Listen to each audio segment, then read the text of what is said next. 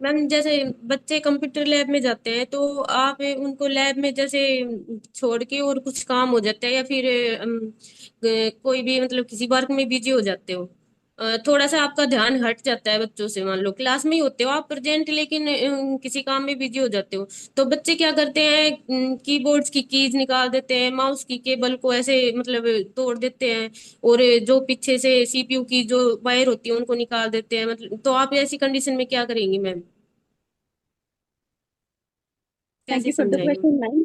Ma'am lab में mostly तो CCTV camera होता है, तो किसने किया ये पता चल जाता है। तो जब ऐसा पता चलेगा कि इसने एक स्टूडेंट ने किया है, तो उसको मैम बोलेंगे ऐसा क्यों किया तुमने। पहले तो रीजन जानेंगे कि क्यों किया। अगर वो क्लास को डिस्टर्ब करने के लिए या फिर ऐसी मस्ती में ऐसा कुछ कर रहा है, तो डेफिनेटली उसको थोड़ा स्ट्रिक्टली उससे बोलेंगे कि ऐसा नहीं होना चाहिए आगे से, ये गलत है, ये मतलब ये चीजें लैब के जो भी रूल्स हैं उसके अगेंस्ट है, ऐसी हरकत आगे ना करे वो।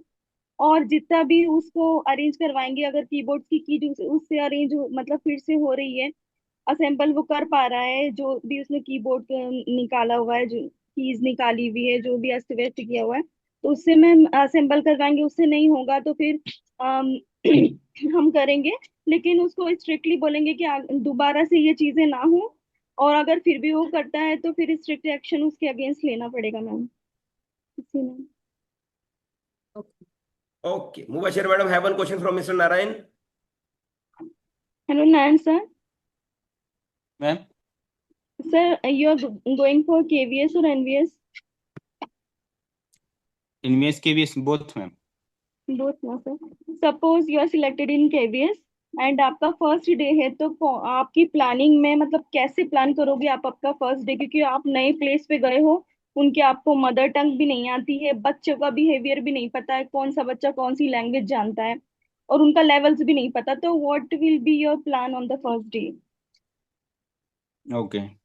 Okay, thank you ma'am. सबसे पहले मैम, फर्स्ट डे मेरा क्लास का प्लानिंग लेसन प्लान क्या रहेगा कि पहले तो जब मैं क्लास में जाऊंगा तो उसके पहले मुझे प्लानिंग करनी होगी, क्योंकि पहला डे में क्या है, हम बच्चे से इंटरेक्ट होंगे। तो उसके लिए हम जब एंट्री करेंगे क्लास में, तो पहले से एक दूसरे से इंट्रोडक्शन कराएंगे बच्चों का। हम अपना मैं इंट्रोड्यूस करूंगा, फिर बच्चों का हम इंट्रोड्यूस करेंगे, अपना अपना बच्चे से इंटरेक्ट करेंगे, हर एक बच्चे का इंट्रोडक्शन लेंगे। और हम इंटरेस्टिंग एक दूसरे को जानेंगे, उनके बारे में समझेंगे, कौन बच्चे कहाँ से बिलोंग करता है। तो इस तरीके से इंट्रोडक्शन पार्ट से हमें इंटरेक्ट हो जाएंगे मैम। बच्चे का नॉलेज भी पता चल जाएगा, प्रीवियस नॉलेज के बारे में कुछ कुछ पढ़े पढ़े हुए हैं उन चीज़ों के बारे में डिस्कशन करेंगे। तो ये सब एक्टिविटी फर्स्ट डे में वो हम सब क्लास लेशन नहीं करेंगे। इसमें हम जो फर्स्ट डे में ही ओनली जो हम बच्चे से इंटरेक्ट होंगे, इससे बच्चे को हम मुझसे इंटरेक्ट होंगे, मैं बच्चों से इंटरेक्ट होंगे, एक दूसरे को जानेंगे। फर्स्ट डे में समय बचेंगे तो उसमें हम सिलेबस का के बारे में चर्चा करेंगे कि क्या क्या हम लोग लेसन में पढ़ने वाले हैं, टॉपिक में पढ़ने वाले हैं। तो उन चीज़ों के सिलेबस के बारे में हम लोग डिस्कस करेंगे ma'am. Thank you ma'am. Okay, Mr. Narayan, have one question from Shivani. Hello ma'am. Hello sir. Sir ma'am, मेरा क्वेश्चन है कि आपको पता चलता है मैम, जैसे कि आपके कंप्यूटर लैब का अटेंडेंट जो बच्चों से एक्स्ट्रा क्लास कराने के बदले में कुछ फीस लेता है वो, तो इस सिचुएशन में हम्म। आपका क्या रहेगा स्टेप? सर एक्स्ट्रा लैब मतलब लैब्स अटेंड करवाने हाँ के लिए वो जैसे, एक्स्ट्रा चार्जेस हाँ हाँ लेता हाँ, है। हाँ बच्चे जैसे कि कई बच्चों का एक लिमिट टाइम रहता है, तो एक्स्ट्रा कराने के इसमें जो एक्स्ट्रा चार्ज लेकर वो एक्स्ट्रा समय दे देते हैं बच्चों को। तो ऐसे सिचुएशन में आपका हम्म। क्या स्टेप रहेगा, कैसे कम्युनिकेट करेंगे सर आप अटेंडेंट से? सर इस केस में सर मैं पर्सनली अटेंडेंट के पास जाऊंगी और जो इस इशू है उस इशू के रिगार्डिंग उससे बात करूंगी और उसको वार्न करूंगी कि अगर ये फिर से हुआ तो उसकी हायर अथॉरिटी पे सबसे पहले या इस बात को हायर अथॉरिटी पे पहुंचाना सबसे ज्यादा मैंडेटरी है। फर्स्ट स्टेप है, ये चीज प्रिंसिपल के कान में जाना जरूरी है, क्योंकि अगर वो स्टेप मैं समझाना एक अलग चीज है, बट अगर ये फिर से रिपीट होता है और मैंने ये प्रिंसिपल को पहले नहीं इन्फॉर्म कर रखा तो इसमें एक तरीके से मेरी भी गलती है। तो उसमें प्रिंसिपल को पहले से ही इन्फॉर्म कर दूंगी और उसको एक वार्निंग दूंगी कि अगर उसने ऐसा फिर से किया तो फिर उसको इसके लिए उसको प्रॉपर जो मतलब या तो उसे रस्टिकेट भी करा जा सकता है या फिर उसके खिलाफ कोई और भी स्ट्रिक्ट एक्शन लिया जा सकता है। प्लस मैं स्टूडेंट्स को ही बोलूंगी कि बेटा अगर आपसे कोई स्कूल में अगर कोई किसी भी चीज के पैसे मांगे, फर्स्ट ऑफ ऑल आपको उस चीज के रिगार्डिंग अपनी क्लास टीचर से कंसर्न करना है कि मैम इस पर्टिकुलर चीज के लिए एक्स्ट्रा चार्जेस हो रहे हैं, क्या हमें पे करना चाहिए। अगर वो टीचर अगर आपकी क्लास टीचर उस चीज के लिए बोल रही है तो आप करिए, वरना फिर बिना किसी चीज के कि कोई भी टीचर कुछ भी पैसे मांगे ऐसे नहीं देने हैं किसी को भी। तो उसके लिए हम मुझे सबको इन्फॉर्म करना जरूरी है sir. Thank you sir.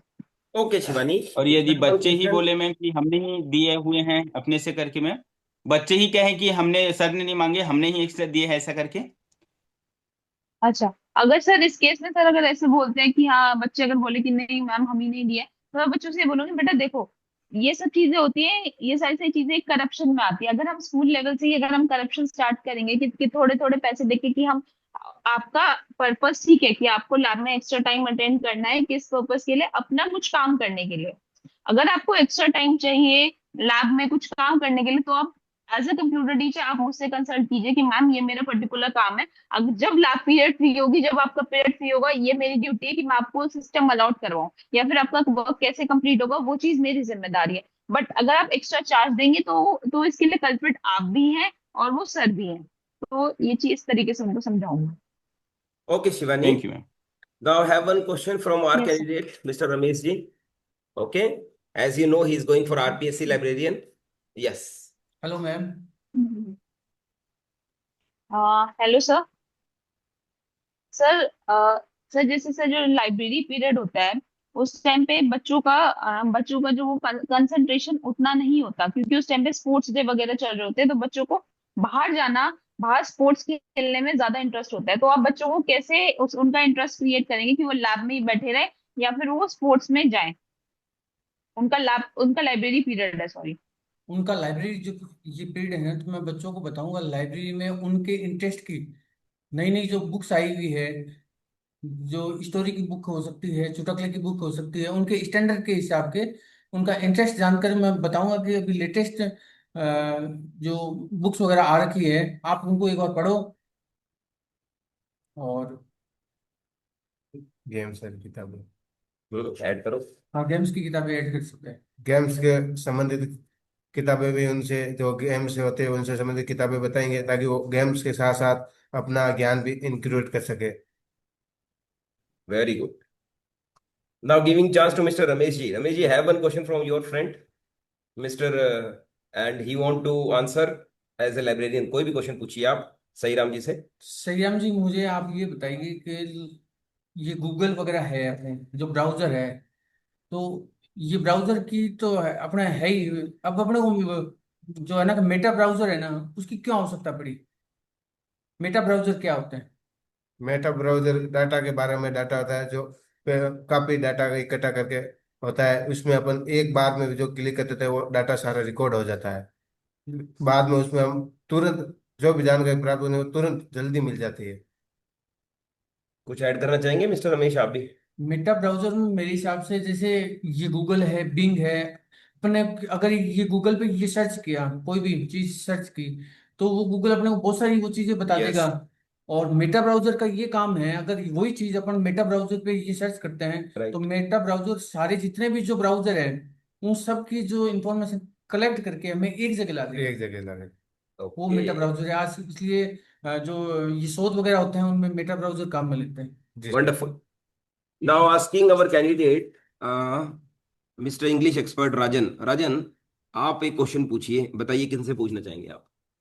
Ji Shivani ma'am से। Okay, ask your question. शाबाश। Hello ma'am. Hello sir. Sir ma'am, जैसे आप सपोज करो आप मिड टर्म में आपका जो ट्रांसफर हो जाता है किसी रिमोट बॉर्डर एरिया पे मैम, तो सर मैम उस जो स्कूल जो इसमें आपका ट्रांसफर हुआ है वहाँ की जो लोकल जो पेरेंट्स हैं, जो कम्युनिटी हैं, वो बहुत हॉस्टाइल है स्कूलिंग को रिगार्डिंग। तो वो जो आप जब गए तो आपने देखा कि जो आपका जो क्लासरूम है सारा खाली है, क्योंकि वहाँ के जो ट्रेडिशनल नॉर्म्स हैं वो स्कूलिंग को सपोर्ट नहीं कर रहे हैं। तो स्कूल के नॉर्म्स के और रूल्स के को ध्यान में रखते हुए आप क्या स्टेप्स लेंगे जिससे जो स्कूल के बच्चों की अटेंडेंस है वो वापस आ जाए, और वो जो सर कम्युनिटी हॉस्टाइल किस चीज को लेकर है? ट्रेडिशनल स्कूलिंग सिस्टम को लेकर सर। ओके ओके, ठीक है sir, thank you for that question. Sir बहुत सारी जगह ऐसे होता है कि जहाँ पे एजुकेशन का लोगों को इम्पोर्टेंस कम पता होता है, वो ट्रेडिशनल स्कूलिंग में इतना बिलीव नहीं कर सकते। तो सर उस केस में हमारा मेन एम ये वही रहता है, लोगों को स्कूलिंग की इम्पोर्टेंस बताना। गवर्नमेंट ने भी काफी सारे स्कीम्स लेके आ रखी है जिससे कि बच्चों को हम लोग मैक्सिमम टू मैक्सिमम एनरोल हो सके क्लास में। हाँ, अगर बच्चे जैसे एनरोल्ड है और वो अटेंड नहीं कर रहे हैं तो उस केस में हम उनके पेरेंट्स से मतलब by through the phone communicate कर सकते हैं और उनको ये चीज बता सकते हैं कि इतनी मिनिमम अटेंडेंस कंपलसरी, वरना उन बच्चों का नाम कट सकता है। तो वो उस चीज से उनके पेरेंट्स को भी ये चीज पता चलेगा कि नहीं, कि नाम कट गया तो जो उनके नाम की वो जो स्कॉलरशिप जो उनको मिलती है, क्योंकि स्कूल्स में क्या होता है, बच्चों को स्कॉलरशिप मिलती है और प्लस उसमें स्कूल्स में पेरेंट्स को ये भी रहता है कि हाँ हम लोगों को एक सर्टिफाइड एजुकेशन मिलेगी जो उनकी आगे जो कि उनके आगे जॉब में हेल्प करेगी। मैं उनको ये चीज समझाऊंगी कि ट्रेडिशनल स्कूल सिर्फ और सिर्फ आपको नॉलेज नहीं दे रहा, वो आपको एक सर्टिफिकेट दे रहा है कि आपका बच्चा 12th पास है, अब वो कहीं पे भी अप्लाई कर सकता है। हाँ हाँ, अगर आप उसको नॉलेज घर पे दे सकते हो बहुत ही ज्यादा अच्छी बात है। वो चीज एक एक्स्ट्रा एड ऑन हो सकती है, बट वो चीज स्कूल को रिप्लेस नहीं कर सकती इस तरीके से sir. Okay, Shivani, have one question from our candidate, Mr. Nikhil. And you know, today is first day and going for yes. special education, TCT special. Okay, पूछिए. Hello sir. Hello madam. हाँ जी sir. Sir जो hearing impaired student है sir, उनके लिए कौन कौन सी techniques या technology हम यूज कर सकते हैं कि वो क्लासरूम में अच्छे से और बेटर तरीके से समझे? मैम उसके लिए हम एफएम सिस्टम का यूज कर सकते हैं, टेप रिकॉर्डर्स का यूज कर सकते हैं। अगर उसको ज़्यादा ही दिक्कत है सुनने में तो उसको behind the ear hearing aids का यूज कर सकते हैं ताकि वो अपनी लर्निंग को अच्छे से कर सके और उसको लर्निंग में ज़्यादा डिफिकल्टी ना हो और चीज़ों को उससे वो अच्छे से सुन सर पाएगा। टेप रिकॉर्डर कैसे यूज होंगे सर? अगर वो एफएम सुन ही नहीं सिस्टम मैम, पाता तो टेप रिकॉर्डर फ्रीक्वेंसी कैसे? एफएम सिस्टम अच्छा। Madam, frequency modulator. Okay okay sir. Okay, okay, thank you now sir. giving chance to Mubashira madam. Mubashira, whom do you want to ask question? कोई भी member आपके choice से. Sir English, M English में। Yes, Mr. Rajan. Yes ma'am. Sir who is your favourite writer? Ma'am there are plenty of writers I like, but recently I go sir to आपकी आवाज नहीं आ रही। ma'am, there are plenty of writers I love to read, but recently I'm reading a novel called Shiva Trilogy. So it is based on mythology of in Indian mythology. So उसका writer है Amish. Sir ये कहाँ, writer कहाँ के हैं? Sir ma'am ये कहाँ से इंडिया पढ़े? के ही हैं, राइटर अमीश नाम है उनका। Okay sir. तो उन्होंने सर ऐसा क्यों होता है कि इंडियन राइटर्स भी बहुत फेमस है, मतलब अच्छे राइटिंग करते हैं, जैसे कि के आर नारायण, आर के नारायण है और सरोजनी नायडू है, तो ऐसा क्यों कि बहुत कम लोग फेमस हो पाते हैं? उन दूसरों के करिकुलम में उनकी जो लिटरे वर्क है वो बहुत कम इंक्लूड किया जाता है दूसरी कंट्रीज में। और जो ब्रिटेन के राइटर्स हैं और जो अमेरिकन राइटर्स हैं उनको हमारे करिकुलम में बहुत ज्यादा मतलब उनको फॉलो किया जाता है, तो इंडियन राइटर्स को उतना पब्लिसिटी Weightage. क्यों नहीं मिलती, इतना फेमस क्यों नहीं मिल जाता? मैम इसके काफी सारे कारण हो सकते हैं। जितना मैं रिकॉल कर पा रहा हूँ कि जो ब्रिटिश से जो ये स्टार्ट हुआ था रेनेसां पीरियड, और मैम जो कॉलोनियल पीरियड था, तो जो स्टार्टिंग जो हुई राइटिंग राइटिंग इंडियन कल्चर में भी काफी फेमस थी, बट आफ्टर कॉलोनियलाइजेशन तो जो जो इंडियन राइटर्स थे उनका धीरे धीरे ग्रोथ हुई, और जो जो फेमस वर्क जो पहले से चलते आ रहे थे उनका जो इन्वॉल्वमेंट है वर्ल्ड वाइड ब्रिटिश राइटर्स का और फॉरेन राइटर्स का ज्यादा था। क्योंकि जो लैंग्वेज बैरियर है वो बहुत मैटर करता है। तो वर्ल्ड वाइड इंग्लिश जो है ज्यादा बोली जाती और पढ़ी जाती है क्योंकि कॉलोनाइजेशन की वजह से। इसलिए उनका जो वर्क है वो ज्यादा पॉपुलर हो पाया। उनका जो जो लाइफस्टाइल कल्चर है उसमें जो नॉवेल्स थे, जो भी लिटरेरी वर्क हुआ, तो वो जो लैंग्वेज बैरियर एक मेजर रीजन था जिसकी वजह से इंडियन राइटर्स का जो था इतना वो रिनाउंस नहीं हो पाए धीरे धीरे उन्होंने भी अडेप्ट किया इंग्लिश को, फिर उस इंग्लिश बहुत सारे इंग्लिश वर्ड्स को ट्रांसलेट किया उन्होंने हिंदी में, और हिंदी वर्ड भी बहुत सारे फिर धीरे धीरे इंडिपेंडेंस के बाद और इंडिपेंडेंस के दौरान फ्रीडम फाइटर्स जो हुए उन्होंने भी बुक्स लिखी। तो धीरे धीरे इसका भी ग्रोथ हुआ। बट कंपैरेटिवली अगर अपन बात करें इंडियन राइटर्स की, तो language barrier I think most वो है कि जो फैक्टर जो इफेक्ट करता है इसको। Okay. Now giving chance to Manisha madam. Manisha, whom do you want to ask question? Anybody? Online, offline, sir whatever. Narayan sir. Okay, Mr. Narayan, get ready. Ji ma'am. Sir आपके school में practical exam चल रहा है और उस दौरान जो external examiner है उसके सामने छात्र घबराहट में अपना कोई कोड रन नहीं कर पा रहा है, और आप इंटरनल एग्जामिनर के रूप में उसे कैसे हेल्प करेंगे, क्या करेंगे उस सिचुएशन में कि बच्चा अच्छे से अपने आप को साबित कर पाए। Okay ma'am, thank you for the question ma'am. क्या होता है मैम, एग्जाम जो फियर रहता है वो हर एक के मैम, जैसे टीचरों का जो हम लोग भी परीक्षा दिला रहे हैं ना कहीं एक हर एक के मेंटलिटी में रहता है, एग्जाम का फियर रहता है। तो जो बच्चे जब एग्जाम दिलाने जाते हैं सब कुछ पढ़कर जाते हैं, फिर भी उनके अंदर डर रहता है। तो वहां पर एग्जाम ड्यूरेशन में कई बार दिलाते हुए या एक्सटर्नल के पास आने के बाद जो है उनके अंदर फियर आ जाता है, डर जाता है, तो बच्चे जो है वहां पर जो है ना गलती कर बैठते हैं। तो ऐसे सिचुएशन में मैं सर से बात करूंगा, एक्सटर्नल सर से बात करूंगा कि सर ये बच्चे की जो रिकॉर्ड है वो काफी अच्छा है, वो उनके अंदर फियर आ गया है, आपके सामने थोड़ा सा वो अपनी बात वो उनकी वजह से वो प्रोग्राम रन नहीं करा पा रहे हैं, तो कहीं न कहीं थोड़ा सा उनको समय दीजिए सर, गैप दीजिए, वो बच्चा जरूर वो करके दिखाएंगे। इस तरीके से मैं सर से बात करूंगा, और बच्चे को भी जाकर मैं उनको काम करूंगा कि उसको डरने की आवश्यकता नहीं बेटा, अपने ही टीचर है, मैं हूँ, साथ में हूँ, आप जो है थोड़ी देर रुक जाओ, फिर सर जो है अन्य बच्चों का जब तक लेकर आ रहे हैं इंटरनल वाइवा वगैरह जो भी है प्रोसेस, तब तक आकर फिर आप काम होकर आप प्रोग्राम को रन कराइए और बनाकर फिर सर को दिखा दीजिएगा ऐसे। तो इस तरीके से मैं सर को उनके फेवर में मैं बात करूंगा मैं, क्योंकि मुझे पता है कि कौन बच्चा कैसा है, किस तरीके का है, ये अपना रखूंगा मैं view. Thank you ma'am. There was a time when Manisha and Narayan came to us.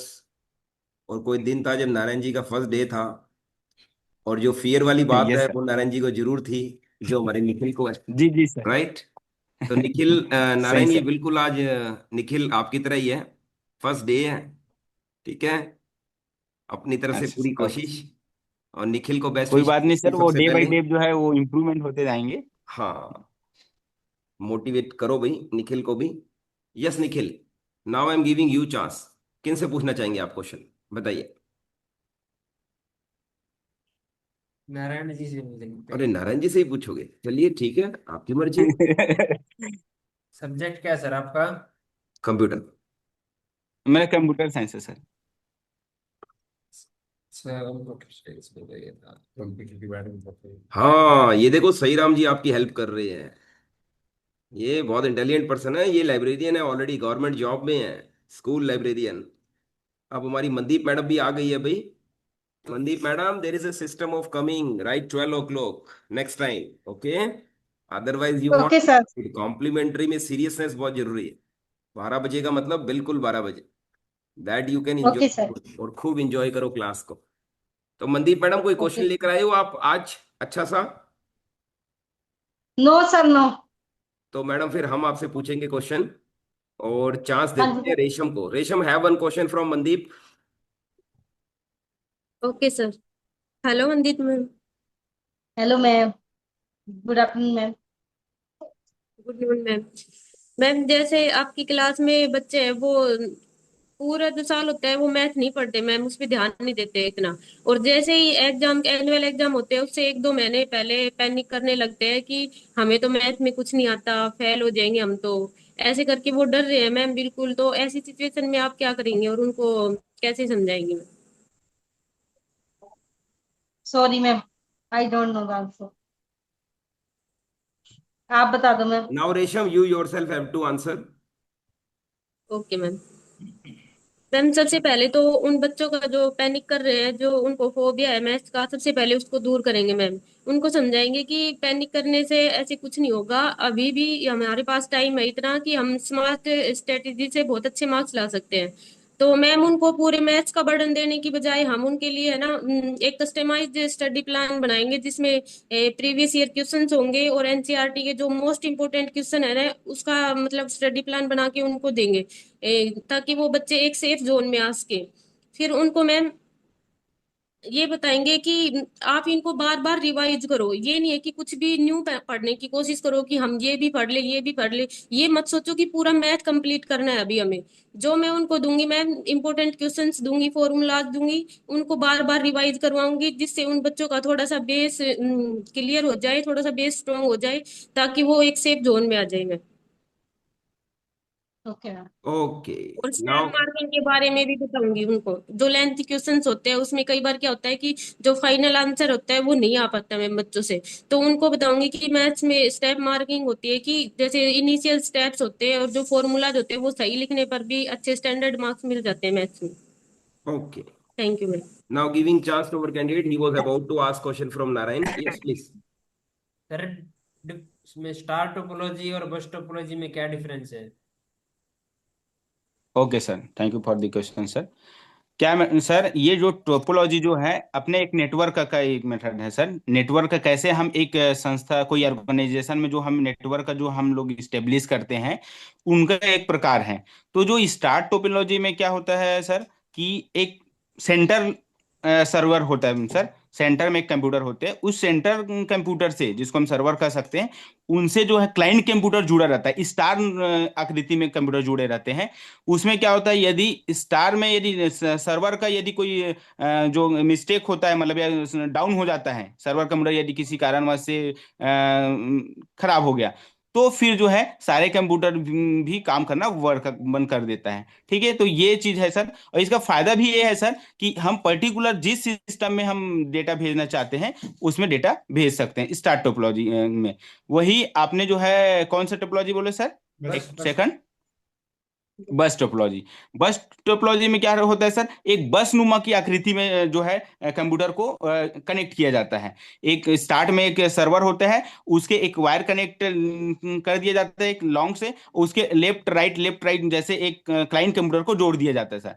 इसमें भी क्या होता है सर, इसमें भी सूचना जब भेजा जाता है तो इसमें प्रोसेस थोड़ा धीमा होता है सर, क्योंकि वो एक ही लाइन से यदि किसी लास्ट वाले कंप्यूटर को जैसे सूचना भेजना है तो एक रूट से ही, उसी रूट से सारे सिस्टम जुड़ा हुआ है, उसी रूट से जब जाता है तो इसमें जो है डेटा लीक होने की भी संभावना हो जाती है सर। तो ये इसमें डिफरेंट होता है सर। और थैंक यू। अगर सर इसमें कोई जैसे 5 सिस्टम है, अगर उनमें बीच वाला बंद हो जाता है तो आगे डाटा ट्रांसफर हो पाएगा या वो रन कर पाएंगे या नहीं?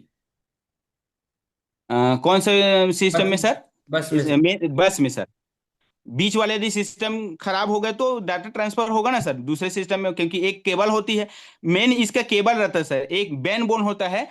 तो ये बैकबोन जो एक केबल होती है, ये यदि केबल डैमेज हो गया तो फिर सारे सिस्टम का फिर जो है कनेक्टिविटी बंद हो जाएगा सर। ये इसकी डिसएडवांटेज है सर।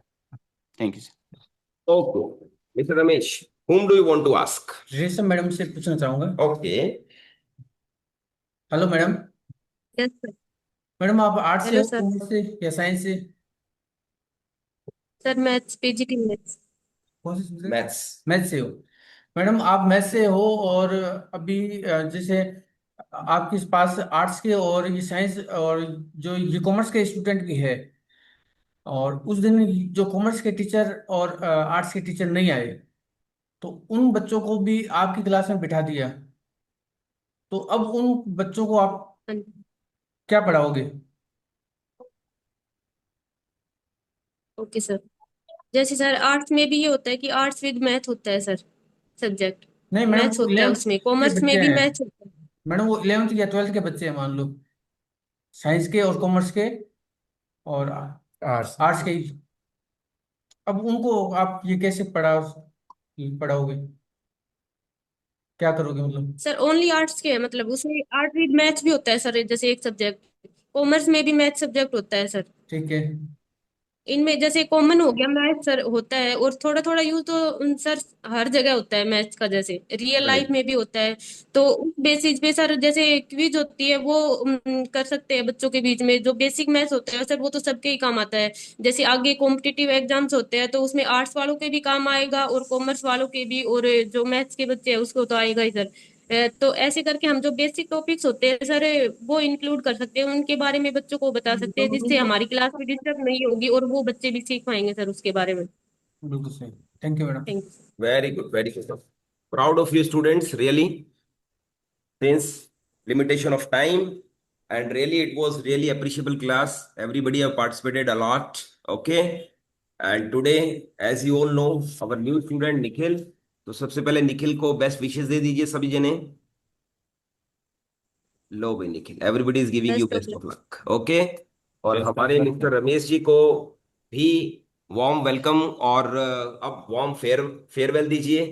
और हिज ब्रह्मस्तर day, and we want him that he should achieve success. और जहां तक मुझे लग रहा है इनका नॉलेज देखकर और इनके साथ डिस्कशन करके, इंटरव्यू देखकर, क्या लगता है सही Ram ji, he will get selected? बस बढ़िया लग रहा है, वास्तव में सिलेक्शन हो जाएगा, हो जाएगा। सरकार और कंफर्म हो जाएगा। और यही चीज मुझे सही राम जी के साथ लग रही है, इनका नॉलेज लेवल बहुत स्ट्रांग है, इनका जो सब्जेक्ट पे जो कमांड है वो मुझे बहुत अच्छी लगी आपकी।